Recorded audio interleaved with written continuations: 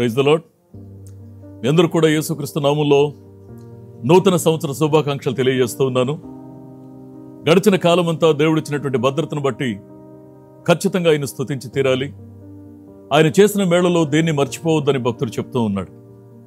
దేవుని యొక్క ప్రమాణం ఎంత గొప్పదంటే, ముందున్నటువంటి ఈ 2025వ సంవత్సరం ఎలా ఉంటుందో మనకు తెలియదు.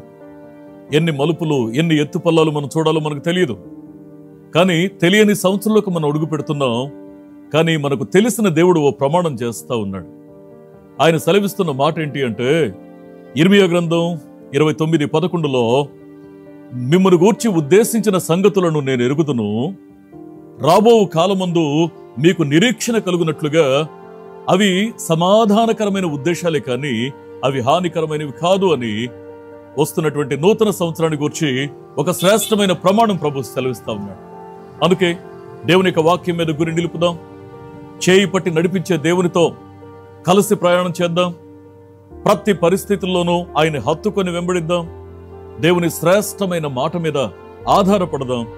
దాచబడిన ప్రతి మేలు కూడా మీరు స్వతంత్రించుకోవాలని, 2025వ సంవత్సరంలో సంతృప్తికరమైన మేలు, దీవెన మీ కుటుంబాలకు ప్రాప్తించాలని, మీరు ఆధ్యాత్మికంగా, ఆర్థికంగా, కుటుంబ పరంగా, కెరీర్ పరంగా మీరు వర్ధిల్లాలని మనస్ఫూర్తిగా కోరుతూ, మరొకసారి మీ అందరూ కూడా మరి దేవుని యొక్క చల్లని దీవెనలు మీ మీద నిలవాలని నూతన సంవత్సర శుభాకాంక్షలు మరొకసారి మీకు తెలియజేస్తున్నాను. God bless you.